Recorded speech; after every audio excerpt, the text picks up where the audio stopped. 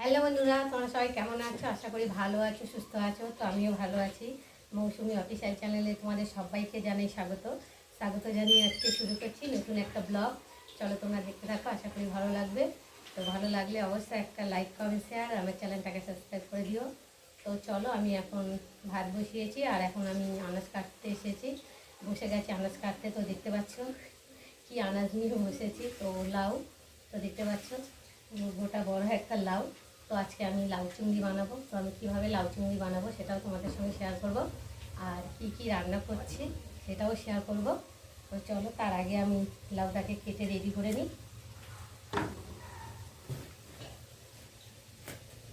দেখতে পাচ্ছ লাউর মধ্যে একটাও দানা হয়নি, দেখো পুরো একদম প্লেন দেখাচ্ছে, একটাও দানা হয়নি। দেখো লাউটা ভীষণ ভালো, কচি লাউ।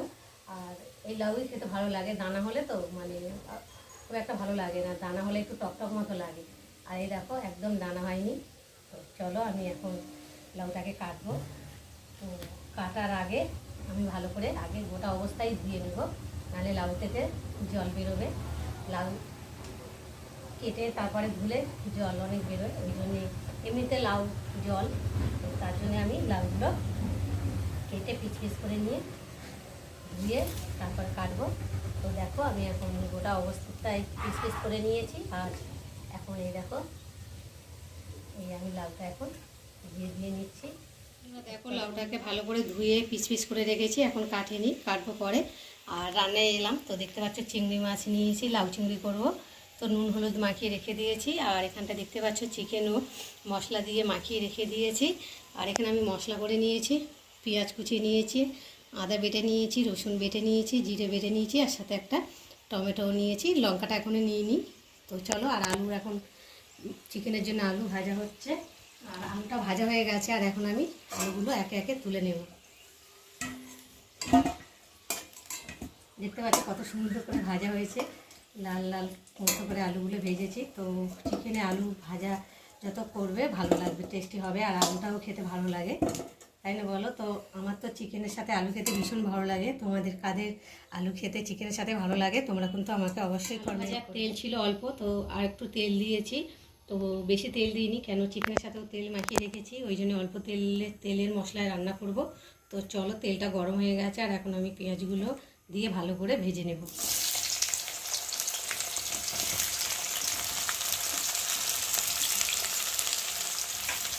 পেঁয়াজটা একটু ভালো করে নেড়ে দেবো, আর একটু পেঁয়াজের মধ্যে আমি নুন দিয়ে দেবো। নুন দিলে পেঁয়াজটা তাড়াতাড়ি মজে যাবে, নরম হবে। দেখতে পাচ্ছ নুনটা দিলাম,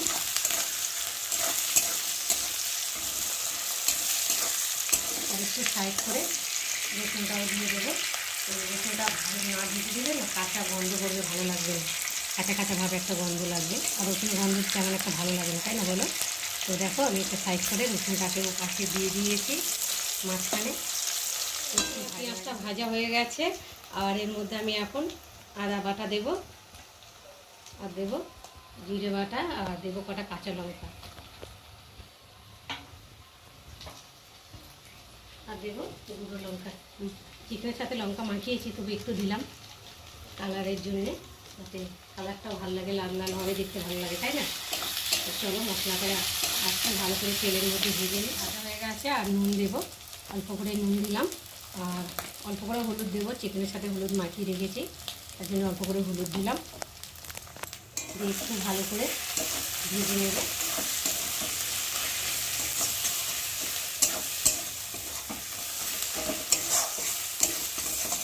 আর মশলা থেকে দারুণ একটা গন্ধ ছেড়েছে, ভালো লাগছে গন্ধটা মশলা। আর এখন আমি চিকেনটার মধ্যে ঢেলে দেবো,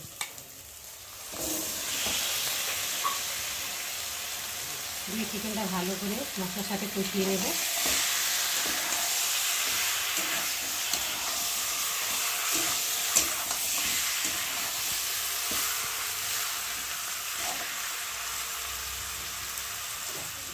কষিয়ে নিয়েছি, আর এবার ভেজে রাখা আলুগুলো আর টমেটোটা দিয়ে একটু ভালো করে কষিয়ে নেব।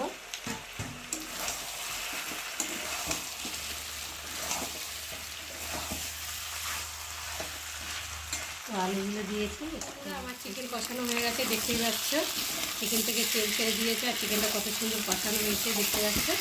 আর এখন আমি গরম করে রাখা জলটাকে ঢেলে দেবো।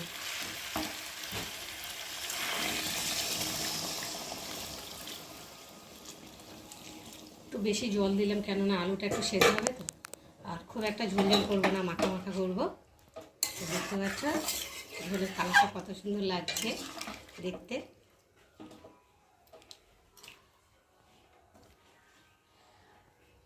তো চলো ঢাকা দিয়ে। দেখো বন্ধুরা, আমার চিকেন তৈরি হয়ে গেছে। আর চিকেন নামাবার আগে একটু মিট মশলা দেবো, আর একটু স্বাদ অনুযায়ী চিনি দেবো।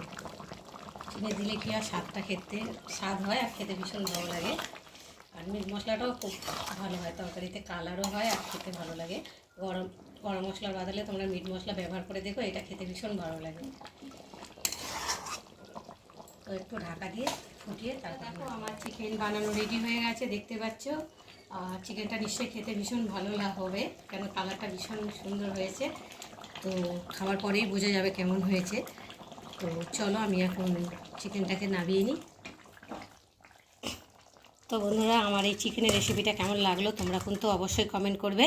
আর ভালো লাগলে লাইক কমেন্ট শেয়ার করো। আর আমার চ্যানেলে যদি তোমরা নতুন হয়ে থাকো তো চ্যানেলটাকে সাবস্ক্রাইব করে দেখো চিকেন রান্না হয়ে গেছে আর আমরা খেতেও বসে গেছি। আর দেখো তোমাদের দাদাভাই আজকে বাড়ি আছে, তো আমরা আজকে একটু স্পেশাল করে খাওয়া দাওয়া করছি। তো পিকনিক মতো বলতে পারো। তো আমরা এখন পিকনিক করছি। তো দেখো আমরা খাবার সব রেডি করে বসে পড়েছি। এই যে তোমাদের দাদাভাই খেতে বসে গেছে। এই যে ভাতও দিয়ে দিয়েছি দেখতেই পাচ্ছ। ভাতের সাথে রয়েছে দেখতে পাচ্ছ এটা কি, তো শিউলি ফুলের বড়া। আর এই দেখো শিউলি ফুলের পাতা কড়া করে ভেজেছি, তো খেতে ভীষণ ভালো লাগে। তোমরা এইভাবে খেয়ে দেখো, ভালো লাগবে। আর এই যে মেয়েকে খেতে দিয়েছি। এই যে মেয়ে লজ্জা পাচ্ছে।